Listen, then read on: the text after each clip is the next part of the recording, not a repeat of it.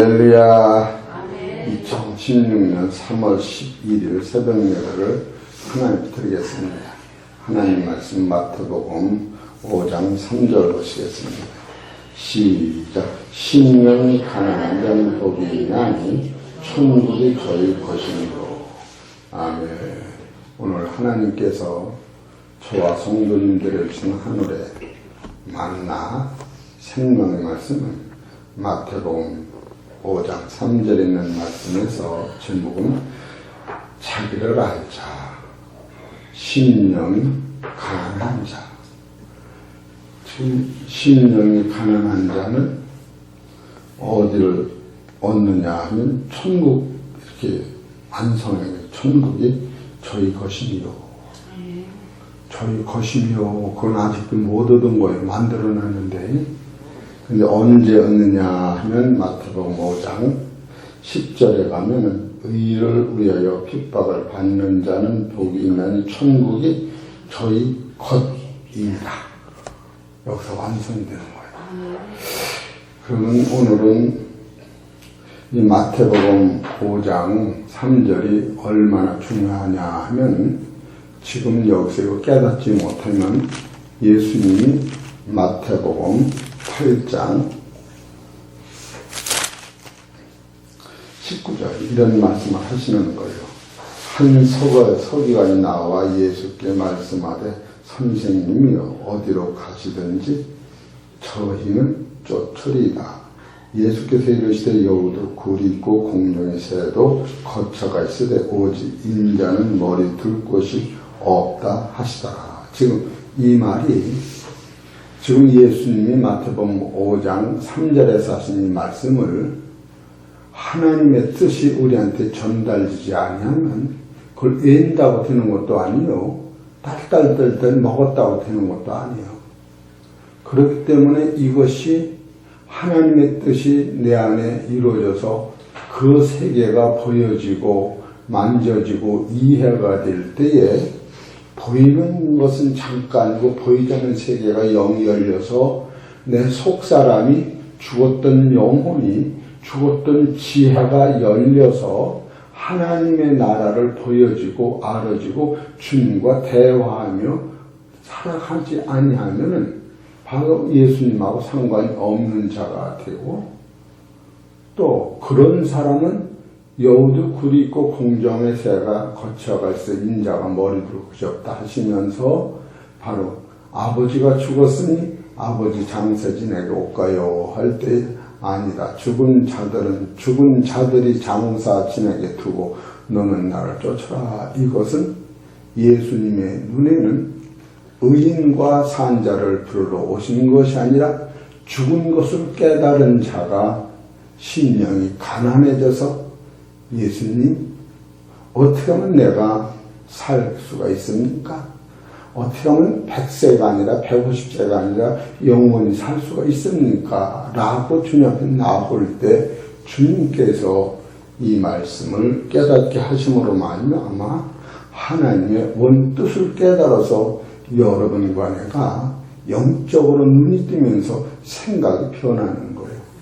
그렇기 때문에 마태복음 5장 6절서 3절서 6절까지는 구속의 사건이다 이렇게 말씀을 드린 거예요. 또 마태복음 5장 7절서 10절까지는 구원의 사건이다.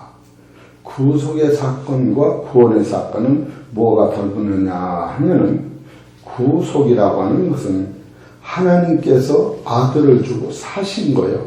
살 때에 우리의 어떤 선악간에 우리하고는 아무 관계없이 하나님께서 아들을 버리고 우리를 샀다. 이것이 구속인 거예요. 만약에 사는 과정에서 내가 조금만 들어가면 들어간 만큼 그 값은 떨어지는 거예요.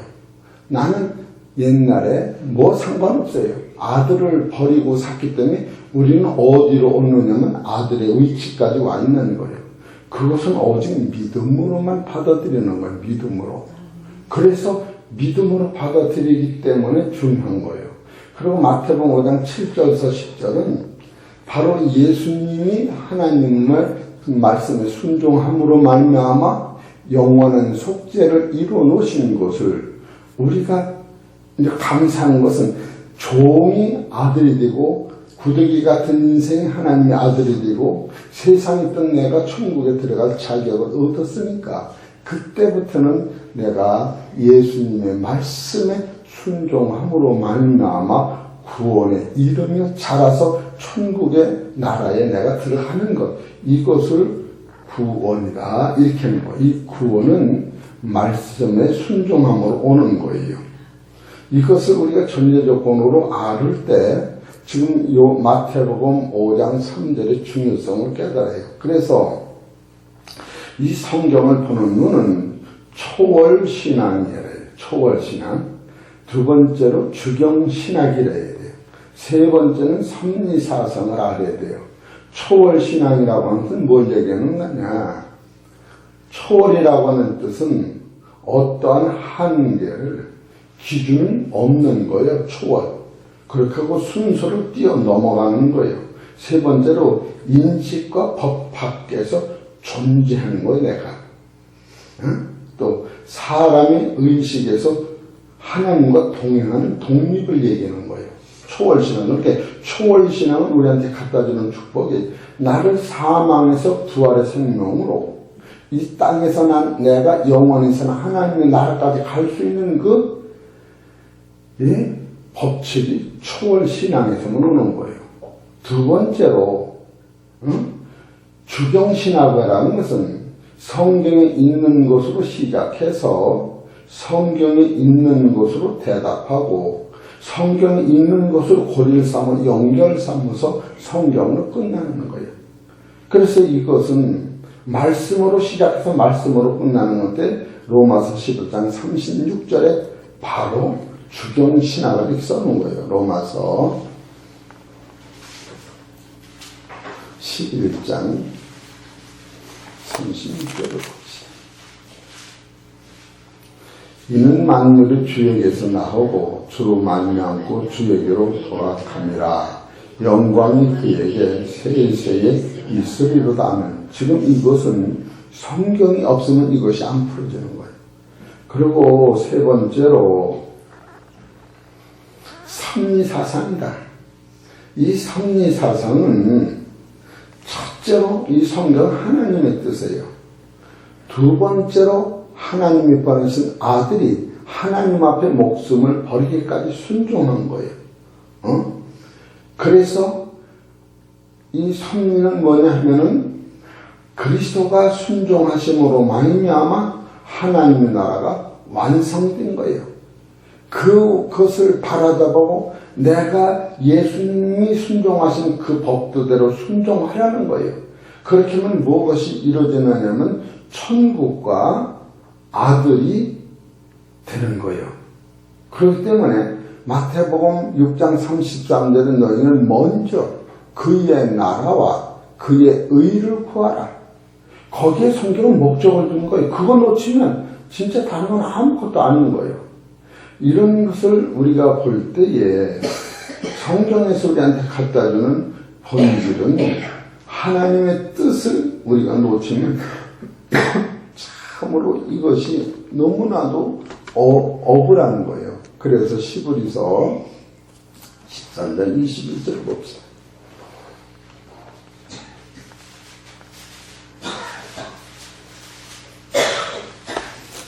13장 21절 시작. 모든 선한 일 이렇게 나오는 거예요. 여기선 선한 일이라고 모든 것 하나님의 눈에는 선악간에 빛과 어둠도 사망과 영생도 다 당신이 쓰시더라는 거예요. 우리가 콩을 심으면 처음엔 콩 껍데기가 먼저 나고 알맹이가 나서 껍데기가 알맹이를 기르면 알맹이가 하얀 것이 속에서 통통 일어서 햇빛을 쬐면은 그것이 익으면 주님이 콩을 따다가 햇빛에 말리면 알맹이는 튀어나오고 껍데기는 버려지는 거예요. 그 껍데기가 버려진다고 해도 콩 알맹이를 기르는 도구로 쓴 거예요. 그런데 콩 껍데기가 처음부터 없으면 알맹이는 안 나오는 거예요. 이런 것을 보니까 그러니까 콩깍지기를 갖다 내밀면서 불에 태우면서 아이고 힘들어 죽겠네 그런 사람은 없어요. 그것이 있어야 할 것이 있는 거예요. 그렇기 때문에 모든 선한 일에 두 번째로 너희를 온전케 하사 이것이 하나님의 나라 들어가는 거예요. 그게 뭐예요? 세 번째 자기 뜻을 행하게 하시고 여러분이 세상 사람은 내 뜻이 아니에요. 하나님의 뜻을 이루면서 하나님의 뜻이기 때문에 내가 살기도 하고 죽기도 하고 먹기도 하고 자기가 하는 거예요. 세 번째로 이런 걸 우리가 알아야 돼요. 그렇게 네 번째로 자기 앞에 즐거운 것을 자기 앞에 즐거운 것이 뭐냐? 하나님의 나라요. 예수님도 그 나라를 보시고 세상에서 고난을 감당하신 거예요.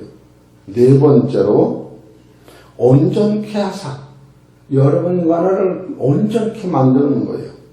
그리고 자기 뜻을 행하게 하시고 그 앞에 즐거운 것을 예수 그리스도로 말미암아 일곱 번째 우리 속에 이루어지시기를 원하는 이것이 바로 하나님의 섭리라고 하는 거예요. 이런 것을 우리가 성경을 통하여 볼 때에 지금 심령이 마태복음 5장 3절에 심령이 가난한 자 복이 있다고 그랬는데 여기서 심령이 가난은 담이 치고 심령이라는 것이 무엇을 얘기하는가? 심령이라고 하는 것은 지혜를 말하는 것이요, 빛을 말하는 것이요, 성령을 말씀하시는 것이요, 심령을 말씀하시는 거요, 영원한 생명을 말씀하시는 거요, 겸손과 온유를 말씀하시는 거예요. 바로 이것이 하나님의 역사가 현현하는 거예요. 그러니까 온유와 겸손과 생명과 성령과 심령과 빛, 이 지혜가 바로 예수님이 세상으로 나오실 수 있는 그 근본이 말씀이 육신이 되어 우리 가운데 거하시는 이것이 통합해서 하늘에서 오신 심령인 거예요. 그래서 사도 바울이나 이 다윗은 자기 심령이 새롭고 하소서 재창조하소서 이렇게 말씀한 거예요. 예수님이 가시고 오셨던 심령과 지혜는 사도 바울이 예수님 만나기 전에 가졌던 심령과 다윗이 예수님을 만나기 이전의 심령과는 다르다고 하는 거예요. 그래서 사도 바울도 심령을 새롭게 하소서 다윗도 심령을 새롭게 창조하셔서 이렇게 하는 거예요. 그러니까 심령이라고 하는 그 자체가 예수님이 가지고 있던 그 심령은 하나님 자신이 하면서 내려오신 것이 오늘 보여주는 물질 세계로 점점 발전해서 나오실 때 바로 심령은 하늘의 지혜요, 하늘의 영원한 빛이요, 하늘의 영원한 심령이요, 하늘의 성령이요, 하늘의 생명이요, 바로 겸손이요. 겸손은 높은 자가 낮아지는 게 겸손이라고 해서 세상적 겸손은 인간의 수도로 의롭다고 하는 겸손은 하나님 나라까지 갈 수 없다. 겸손은 높은 자가 낮아진다고 하는 것은 말씀이 육신이 되어 오신 분만이 겸손의 하나님과 합격뿐이요. 요한복음 3장 16절에 하늘에서 내려온 자 인자 이에는 하늘로 올라간 자가 없느냐. 바로 그분만이 겸손이다. 우리가 이 정도 이 성경이 와 닿아야 내가 그래야 심령이 가난한 걸 아는 거예요. 여러 번 지금 살았으니까 그렇지 내 영적으로 내 눈이 동태 눈이 돼가지고 난 살았으나 죽은 자라고 영이 깨달아질 적에 내가 이 말씀 아니면 죽는다고 내가 오늘 이 말씀을 깨닫지 못하면 난 죽은 영이라고 나는 벌써 무덤에 가 있다라고 느낌이 올 때 이 심령이 얼마나 가난한 것은 이 성경은 다 가난한 자한테 말씀이 온 거예요. 다 가난한 자. 그렇기 때문에 가난은 당연히 하더라도 바로 하나님 자신이 이 세상에 육신으로 오시는 상태가 우리가 가졌던 지혜나 우리가 가졌던 생명이나 우리가 가졌던 이 영이 아니라고 하는 거예요.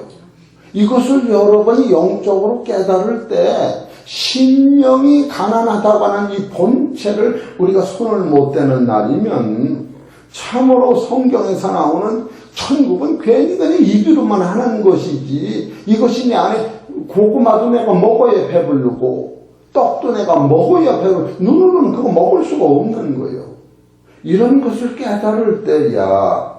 그렇기 때문에 지금 이사야서 51장 5절 보십시다. 아니 시편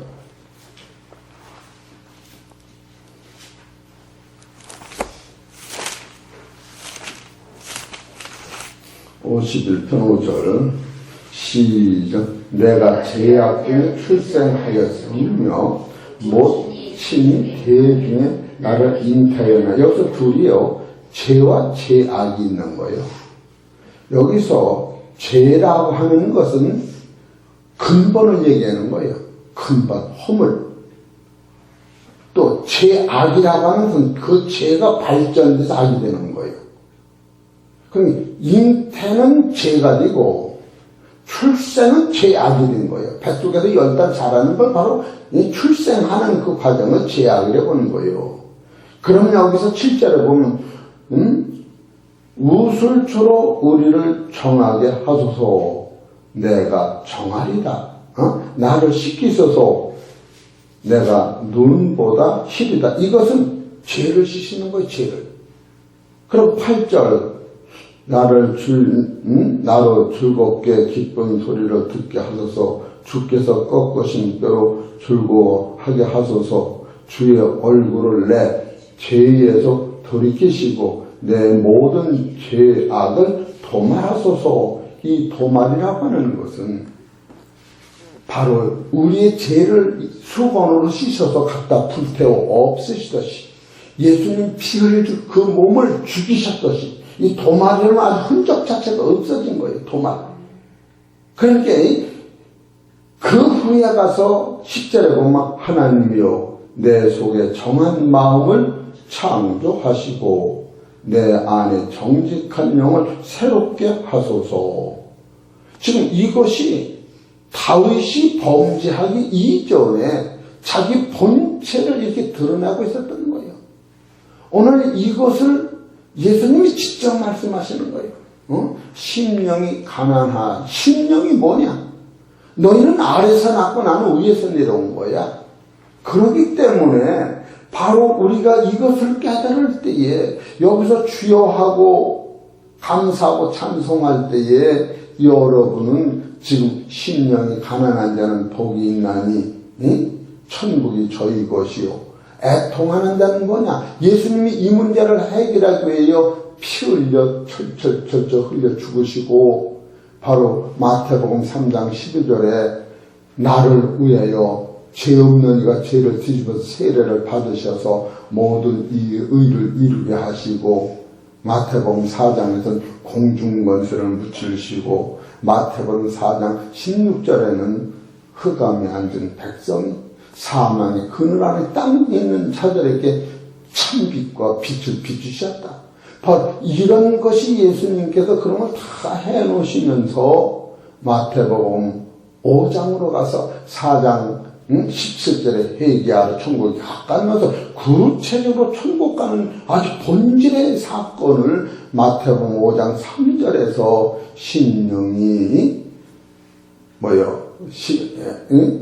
심령이 가난한 자는 복이 있는 천국이 저희 것이. 이건 내 소관이 아니에요.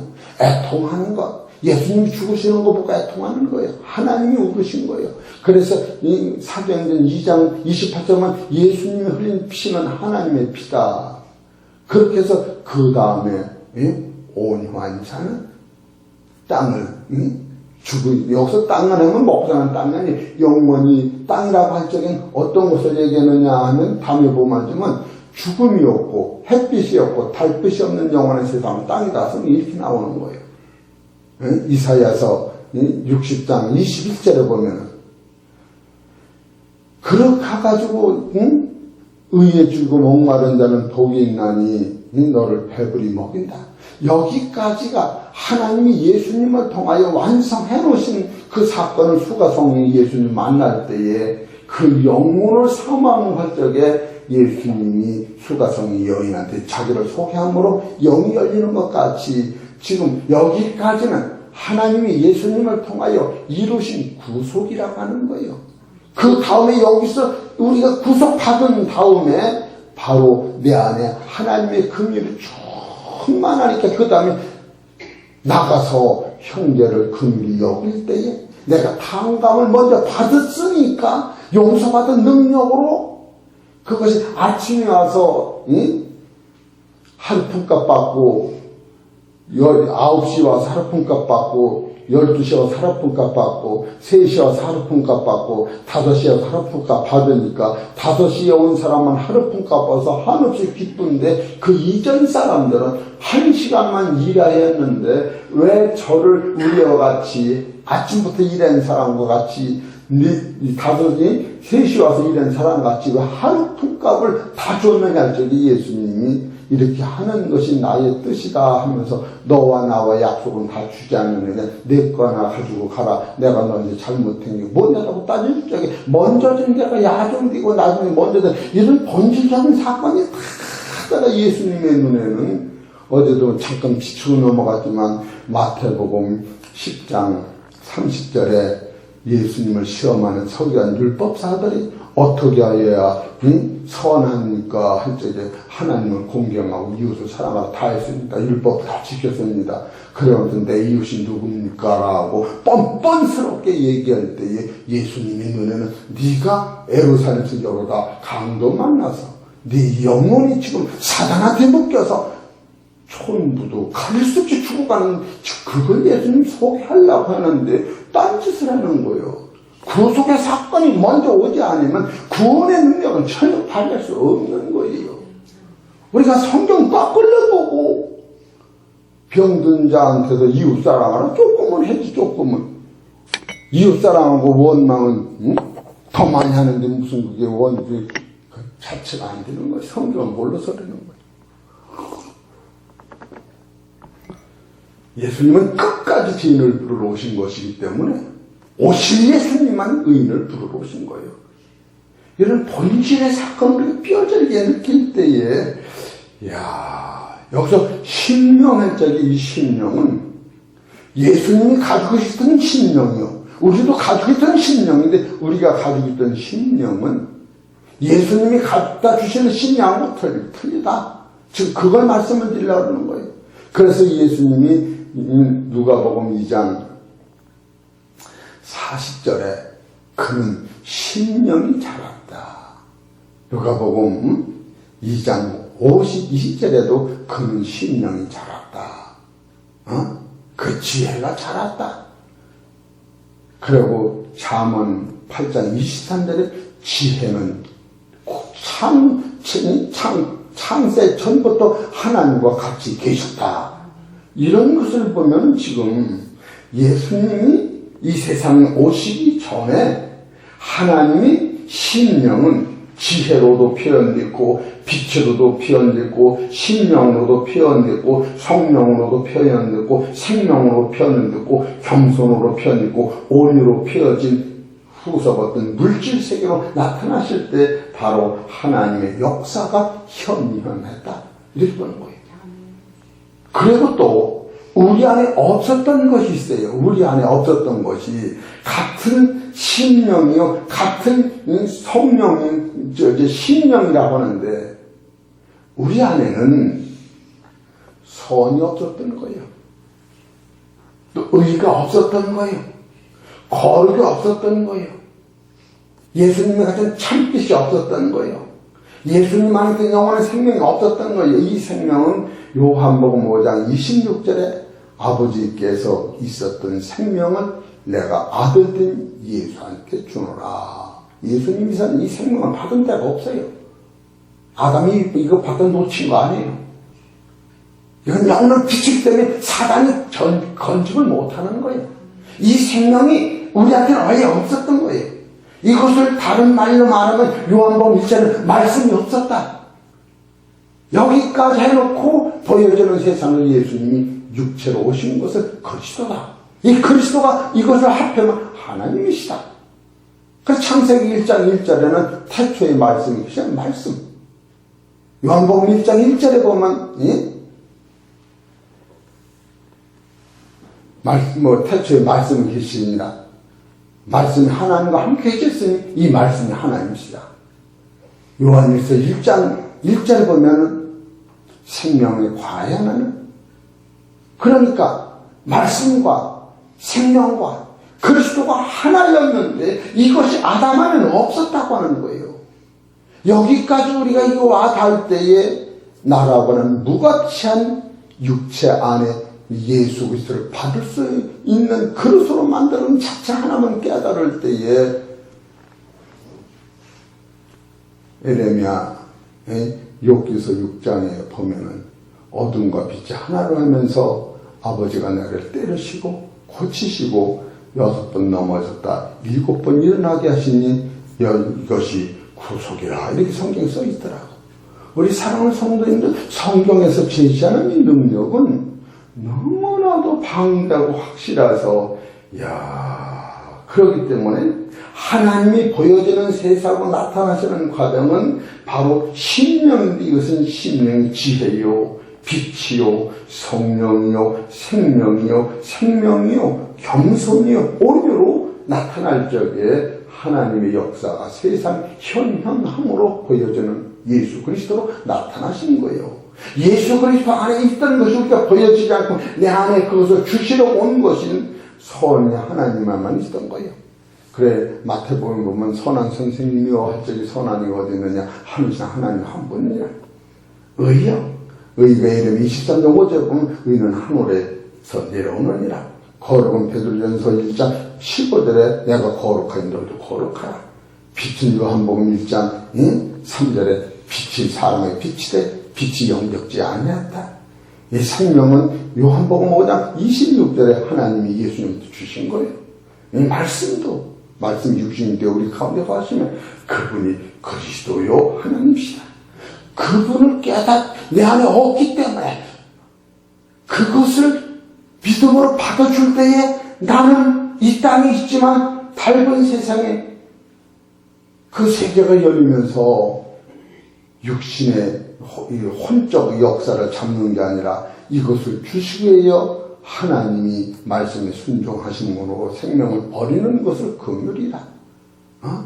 예수님을 보내시는 걸 사랑이라면 예수님이 그 말씀 앞에 죽어가는 때 하나님이 우리 편에서 예수를 버리는 것을 긍휼이다.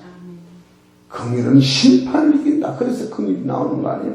우리 사랑하는 성도 여러분, 십자가로 재창되신 속사람의 능력으로 오늘도 승리하시기를 주의 이름으로 축원합니다. 하나님 아버지 고맙고 감사합니다. 우리가 말씀이 세상에 현면하는 그 귀한 축복을 말씀을 통하여 깨달을 때에 우리는 가슴이 떨리면서 아버지 바로 이방 여인이 자기 딸이 죽었을 때에 이 떡을 자녀들의 떡을 개들에게 줄 수 없다고 하실 때에 그 여인은 그 떡의 값어치가 바로 생명의 진이라는 걸 알고서 개들이 주인의 상에서 떨어지는 밥을 먹듯이 당신의 자녀들이 먹지 않는 떡 부스러기라도 나는 달라고 할 때에 예수님이 그 영혼의 영을 보고 내 믿음이 크도다고 하신 말씀을 깨달으면 참으로 놀라운 사실은 말씀을 듣고 귀로 듣고 마음으로 영안이 열려서 나의 삶의 근본이 변할 수 있도록 역사하여 주옵소서.